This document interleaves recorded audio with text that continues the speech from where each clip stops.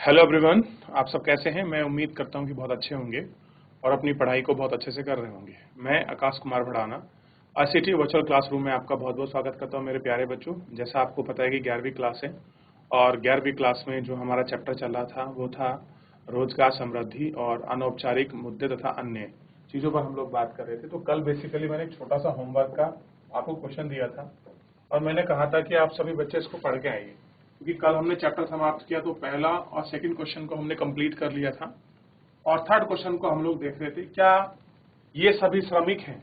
जैसे कि हमने कुछ एग्जांपल लिए, क्या हम भिखारी को श्रमिक मान सकते हैं, चोर को, एक काश्तकार को और एक जुआरी को, जो आपका तस्कर है उसको भी क्या हम श्रमिक मान सकते हैं। तो इसका आंसर लिखना था। चलिए अब देखते हैं इसका आंसर। ऐसे कितने बच्चे हैं जिन्होंने घर से इसको अपना कंप्लीट किया है। चलिए अब देखते हैं इसका आंसर क्या होगा। आंसर देखिए,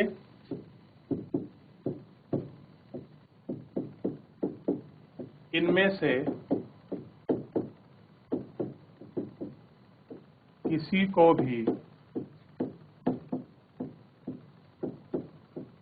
श्रमिक नहीं माना जा सकता है। यानी आपको ध्यान रखना है, चाहे भिखारी हो, चाहे चोर हो, चाहे तस्कर हो, चाहे जुआरी हो, हम ही ने किसी को श्रमिक जो है आपका नहीं मान सकते, क्योंकि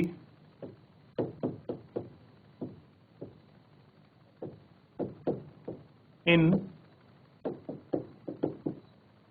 किसी का भी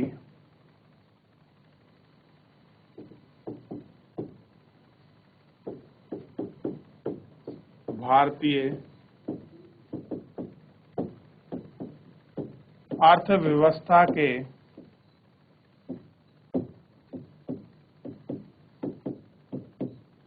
उत्पादन में कोई योगदान नहीं है। क्या नहीं है? अर्थव्यवस्था के उत्पादन में इनका कोई योगदान नहीं है।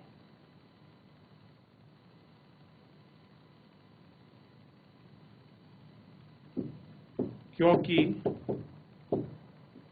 ये धन कमाते नहीं हैं, बल्कि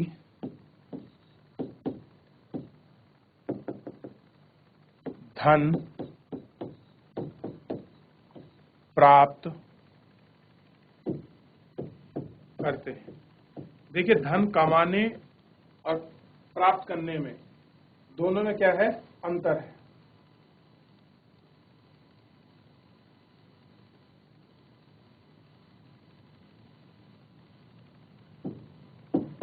धन कमाने का मतलब होता है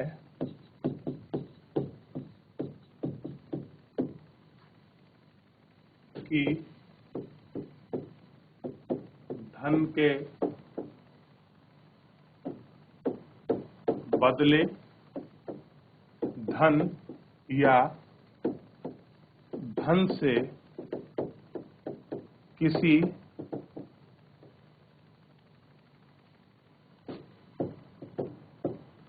वस्तु व सेवाओं का उत्पादन किया जा सके। ये हमको देखना है। लिख लीजिए इस क्वेश्चन को, और ये क्वेश्चन नंबर 3 का आंसर है। कर लें इसे।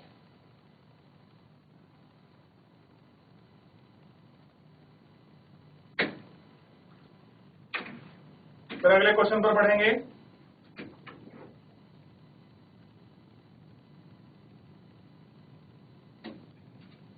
तो क्या नहीं करते ये लोग? आपका धन नहीं कमाते। अब देखिए, चोरी करने को काम नहीं कहेंगे। आप जो व्यक्ति चोरी करते हैं, आप उन्हें श्रमिक की कैटेगरी में शामिल नहीं कर सकते।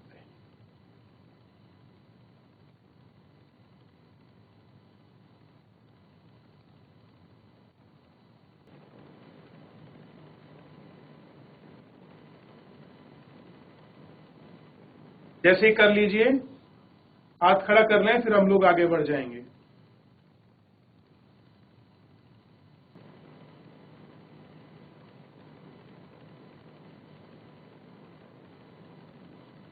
हुआ बच्चों?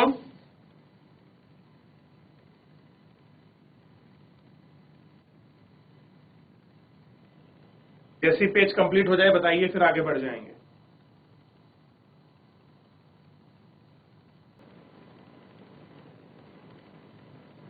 चलिए, अगला पेज कॉपी करें।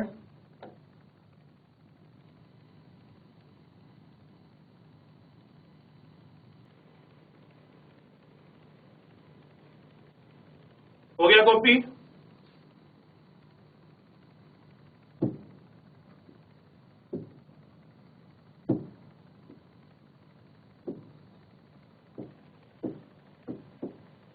चलिए, ध्यान दीजिए, ये आपने कर लिया। अगले क्वेश्चन पर बढ़ते हैं। क्वेश्चन नंबर 4 को देखिए थोड़ा सा। इस समूह में कौन सा असंगत प्रतीत होता है? असंगत का मतलब होता है कौन सा ऐसा है जो इनमें आपका मैच नहीं करता। कुल मिलाकर हमको ये देखना है। अब इसमें ऑप्शन दिए गए हैं। एक नाई की दुकान का मालिक, एक मोची, एक मदर डेयरी का कोषपाल, या अपने दूध सहकारी समिति। मदर डेयरी मान लीजिए, कहीं भी ऐसी सहकारी समिति है दूध की, उसको मान लीजिए, या फिर ट्यूशन पढ़ाने वाला शिक्षक मान लीजिए, और एक है परिवहन कंपनी संचालक या निर्माण। तो कौन सा इनमें क्या नहीं है? असंगत प्रतीक नहीं है। आइए इसका आंसर देखते हैं।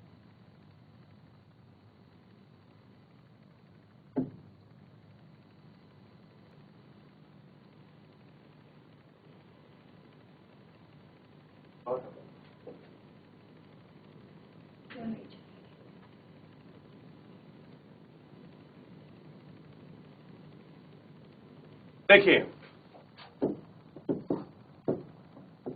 आंसर है फोर्थ क्वेश्चन का। तो इस फोर्थ क्वेश्चन को एक बार फिर आप अच्छे से देखिए।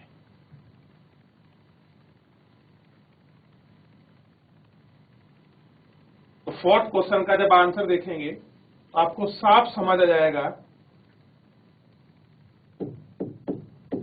कि मदर डेयरी का कोषपाल इस समूह में असंगत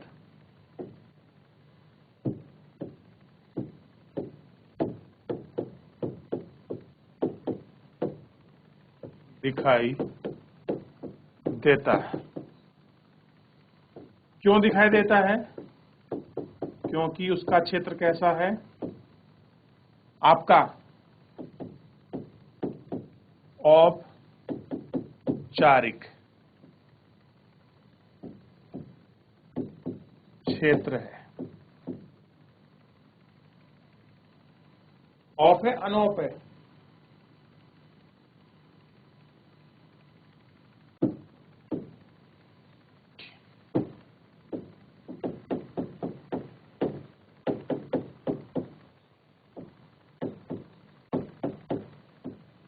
इसको देख लीजिए, ये कैसा है?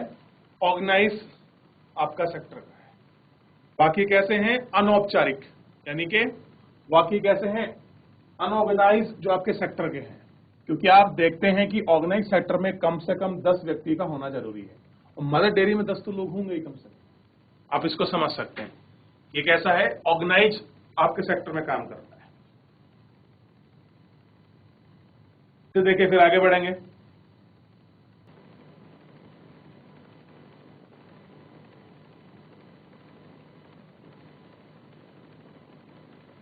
हुआ बच्चों? समझ आया?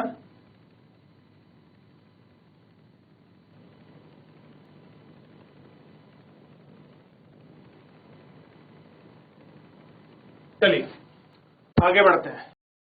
अगला देख लीजिए, नए उभरते मुख्यतः डैश जायदाद क्षेत्र से ही मिल रहा है। आज की तारीख में कह रहे हैं कि जो रोजगार का नया सेक्टर बना है वो मुख्यतः कौन सा सेक्टर है, ये पूछना चाह रहा है। इसका बड़ा सरल आंसर है, सेवा क्षेत्र ऐसा है जो इसका कैसा है, रोजगार में सबसे बड़ा योगदान है। आप ऐसे फील कर सकते हैं। अगला क्वेश्चन देख लीजिए, 4 व्यक्तियों को मजदूरी पर काम देने वाले प्रस्थानों को डैश डैश कहा जाता है। अब 4 लोगों को काम दे रहे हैं तो मेरे हिसाब से तो बताइए क्या होगा? औपचारिक तो होने से रहा, तो क्या होगा? अनौपचारिक क्षेत्र, ये इसका आंसर हो जाएगा। जो आंसर है उसको मैं हाईलाइट कर दे रहा हूं, बाकी में डार्क कर दे रहा हूं। देखिए, इनको कॉपी करें फिर आगे बढ़ेंगे।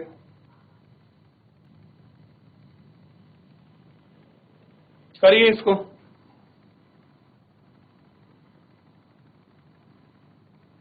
देखिए, आपको रिस्पॉन्स नहीं कर रहे हैं। जब तक आप रिस्पॉन्स नहीं करेंगे मुझे कैसा पता लगेगा आपको समझ आ रहा है कि नहीं आ रहा?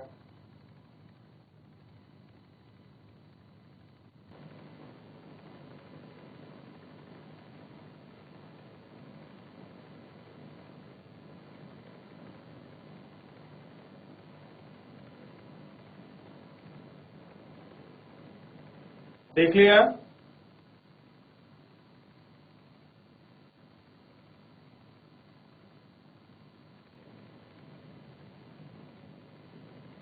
चलिए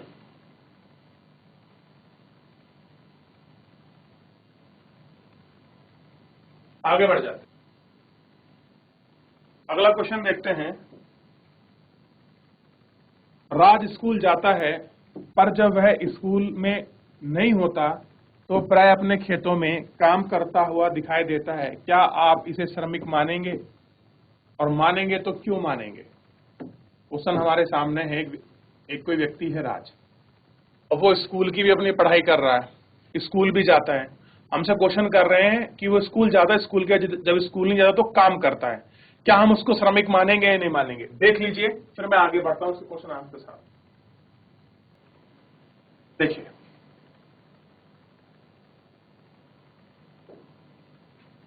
क्वेश्चन नहीं आंसर होगा। हाँ, राज को हम श्रमिक मानेंगे क्योंकि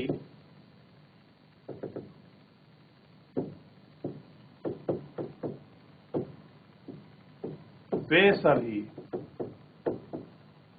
जो राष्ट्रीय सकल घरेलू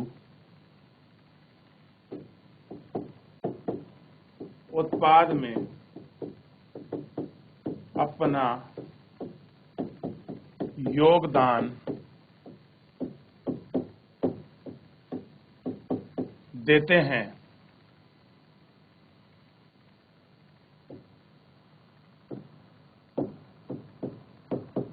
उन्हें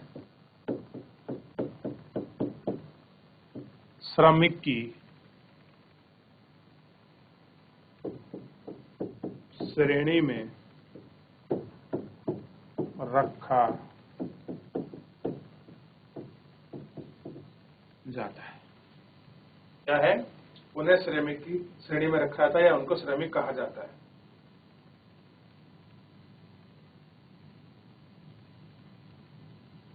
ठीक,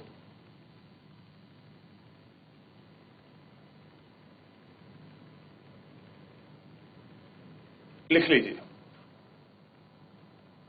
आप इसको कॉपी करें, फिर आगे बढ़ेंगे।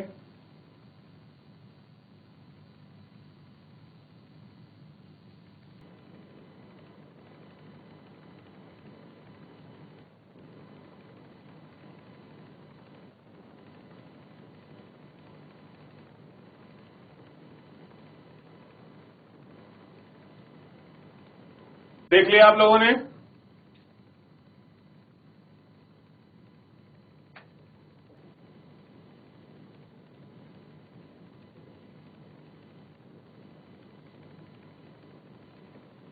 हुआ बच्चों कॉपी?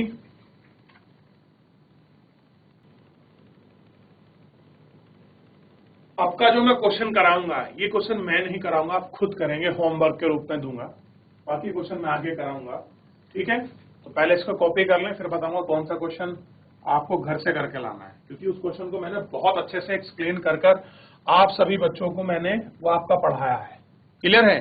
तो उसे मैं होमवर्क के रूप में दूंगा, बाकी को मैं यहां बता देता हूं और चैप्टर समाप्त हो जाएगा। बाकी आप देख लेना।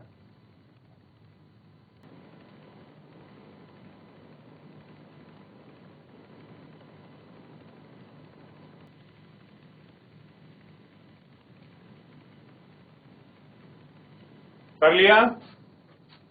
आगे बढ़ जाएं। क्वेश्चन है 8 नंबर।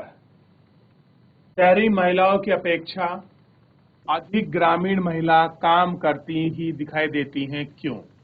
अब ये क्वेश्चन आप खुद करेंगे, ये होमवर्क का क्वेश्चन है, इसे मैं नहीं कराऊंगा, क्योंकि ये मैं आपको बहुत अच्छे से सभी बच्चों को एक्सप्लेन करके आपका बता चुका था इस क्वेश्चन को जब मैं चैप्टर पढ़ा रहा था। चलिए, 8 क्वेश्चन आप खुद करेंगे, 9th हम बताएंगे।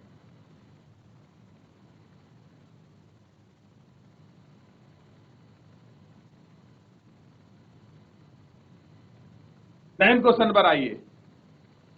9th क्वेश्चन है, मीना एक गृहिणी है, घर के काम के साथ साथ वह अपने पति के कपड़े की दुकान में काम करने में हाथ बटाती है, क्या उसे श्रमिक माना जा सकता है और क्यों?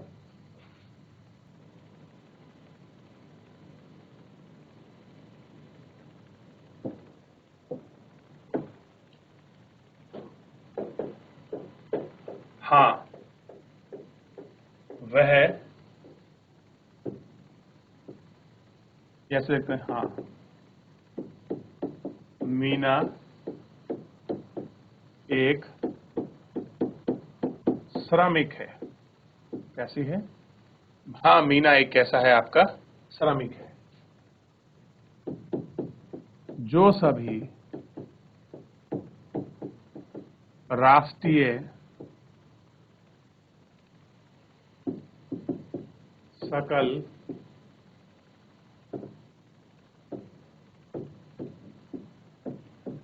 घरेलू उत्पाद में अपना योगदान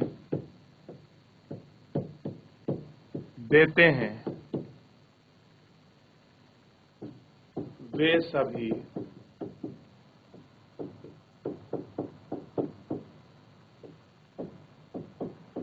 श्रमिक हैं। कैसे हैं? वे सभी श्रमिक हैं। जो मुख्य श्रमिकों को आर्थिक क्रियाओं में मदद करते हैं, जो मुख्य श्रमिकों को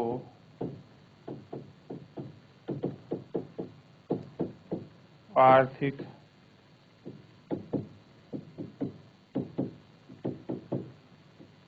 क्रियाओं में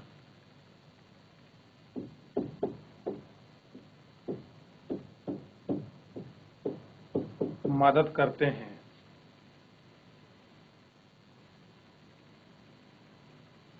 यह महत्वपूर्ण नहीं, यह महत्वपूर्ण नहीं, यानी कि वो मदद कर रहे हैं, क्या कर रहे हैं, यह महत्वपूर्ण नहीं है, बल्कि क्या महत्वपूर्ण होगा ये हमको इसमें देखना है। महत्वपूर्ण नहीं कि वेतन का भुगतान किया गया है या नहीं, यह महत्वपूर्ण नहीं कि वेतन का भुगतान किया गया है या नहीं।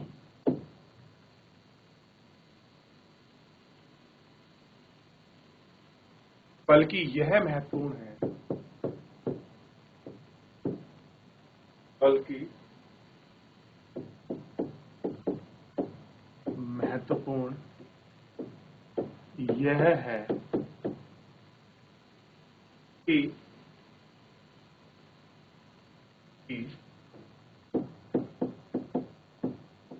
राष्ट्रीय सकल घरेलू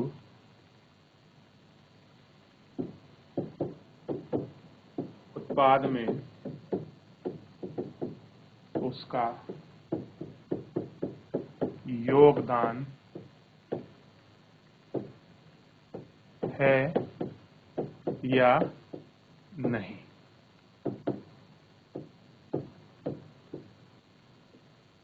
ये इंपॉर्टेंट है।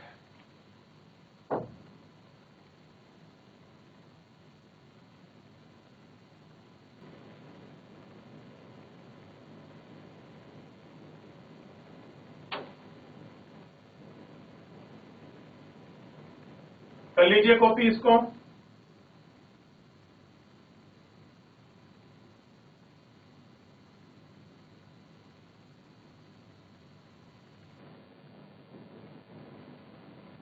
देख लिया? अंतिम पेज कॉपी करें।